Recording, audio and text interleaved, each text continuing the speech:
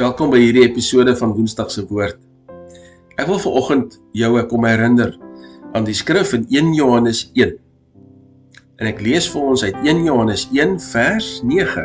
As ons sondes bely, hy is getrou en regverdig om ons die sondes te vergewe en ons van alle ongeregtigheid te reinig. Hierdie is 'n baie mooi skrif vir ons. In die Christen wêreld is dit een van die kernskrifte waaroor my meelewing in Christus gaan.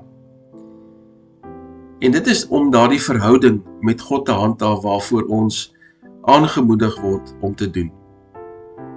By wedergeboorte kom ek in 'n nuwe verhouding met God. Deur Jesus Christus word ek skoon gewas. Ek is nuut voor God. Maar nou begin my lewe saam met God. Nou is ek in die huisgesin van God. Nou begin ek vorder. En nou is ek nie perfek nie. Ons leef steeds in 'n sondige wêreld. Ek het steeds 'n sondige natuur, maar die Heilige Gees begin my te verander.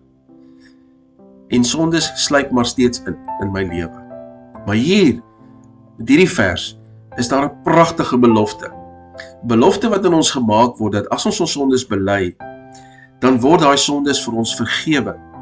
En word daardie posisie, daardie geregtigheidsposisie, wat ek met God het, by wedergeboorte, word weer herstel. So wat gebeur prakties in my lewe? Prakties in my lewe, kom ek tot bekering. Kom tot bekering en my nuwe lewe begin. Ek is skoon gewas op daardie moment. Skoon gewas van alle sondes. En begin ek nou 'n nuwe lewe in voor God, deur Jesus Christus. Dis daai punt van geregtigheid, nie? My right standing met God begin dan. Maar ons lees mos ook elders, in Romeine 3 en in Romeine 6, dat daar is 'n voortdurende right standing voor God. En daai voortdurende right standing word moontlik gemaak deur die beginsel van sondebelydenis. Ek raak bewus van sonde in my lewe, ek bely daardie sonde, en ek verkry weer my right standing voor God. Ek het nooit my right standing voor God as 'n wedergeborene verloor nie. Wedergeboorte verseker, ek het die gawe van die ewige lewe. Maar nou begin ek vorder, en is daar behoefte vir my om my sondes voortdurend voor God te bely. En sonde wat insluip in my lewe, na wedergeboorte, word so vergewe, en behou ek daardeur my reg staan voor God. Hierdie skrif sê mos, en ons van alle ongeregtigheid te reinig. Alles wat dan my reg staan voor God verhinder, word dan weer gereinig. Dis die einddoel van hierdie vers. Dis die outcome van hierdie vers. Ek word weer reg in 'n regte posisie met God geplaas. Kom ek vergelyk dit weer met ons gesin. Ons neem ons dogter Kayla aan.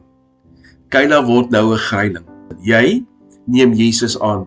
Jy's nou deel van Jesus se gesin, van God se familie. Maar Kayla is ook ongehoorsaam. Sy's in my gesin, maar sy doen dinge wat nie hoort by ons gesin nie. En versteur dit die verhouding tussen my en my aanneem dogter Kayla. Hoe word daardie verhouding herstel? Deurdat ek en Kayla met mekaar gesels, en Kayla sê, Dad, ek is jammer ek het hierdie ding verkeerd gedoen. Dad, ek is jammer, ek het nie my kamer skoon gemaak soos wat jy my gevra het, en ek gesê dat ek sal doen nie. Ek is jammer daaroor. En die proses van belydenis, en die proses van die kommunikasie wat ek en sy het, maak dat daai verhouding weer ten volle herstel word tussen pa en dogter. En dit is die begeerte van God, dat ons in 'n verhouding met hom sal wees, en dat daardie verhouding dan juis meebring, dat ek toenemend my lewe in lyn bring met wat God se begeerte is. As ons sondes bely, dan is hy getrou en regverdig. Dis 'n baie belangrike woordjie daai as. As Kayla in ons huisgesin ongehoorsaam is en ongehoorsaam bly, dan gaan daar mos nou 'n verstoring wees tussen my en Kyla se verhouding. En so ook ek en jy teenoor God. As jy in God is, en jy hou aan, vashou aan 'n stukkie sonde, en jy hou aan verkeerd optree volgens God se wil vir jou lewe, dan gaan daar mos 'n blokkade ontstaan tussen jou en God. Daarom sê hierdie skrif baie belangrik. As ons sondes bely, dan is hy getrou en regverdig om dit te vergewe. Ek moedig jou aan vandag. Bely jou sondes voor God. Maak reg voor hom. Kom ek en jy maak reg voor God.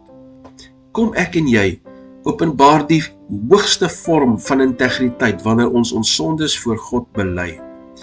Kom ek en jy maak seker ons kanaal met God is oop, dat ons 'n volle verhouding van wisselwerking kan geniet, want daar is niks wat staan tussen my en God nie. Ek moedig jou aan daartoe.